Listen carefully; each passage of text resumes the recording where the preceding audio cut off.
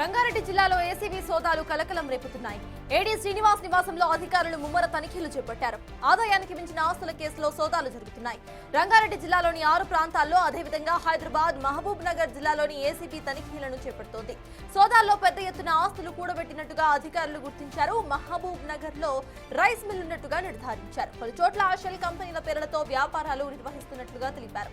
ప్రధానంగా రంగారెడ్డి జిల్లా కలెక్టర్ కార్యాలయంతో పాటు రాయదుర్గం, మైహో, మబ్బూజిలా ముమ్మర సోదాలు కొనసాగుతున్నాయి.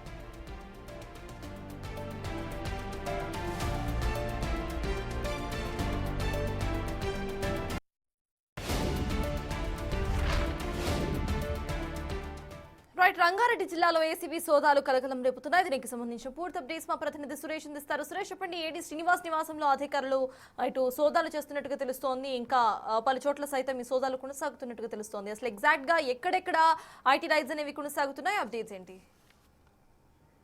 అంటే రంగారెడ్డి జిల్లా కలెక్టర్ ఆఫీస్ లో ఏడీగా పనిచేస్తున్నటువంటి శ్రీనివాస్ ఇంట్లో ఈ రోజు ఉదయం నుంచి ఏకకాలంలో 6 ప్రాంతాల్లో ఏసీబీ అధికారులు సోదాలు నిర్వహిస్తున్నారు. ఆదాయానికి మించి ఆస్తులు సంపాదించాడనే సమాచారం ఏసీబీకి రావడం, పలు ఫిర్యాదులు కూడా అందడంతోనే ఏకకాలంలో ఈ రోజు ఉదయం నుంచి సోదాలు నిర్వహిస్తున్నారు. హైదరాబాద్, రంగారెడ్డి, మహబూబ్ నగర్ జిల్లాలో కూడా ఈ సోదాలు కొనసాగుతున్నాయి.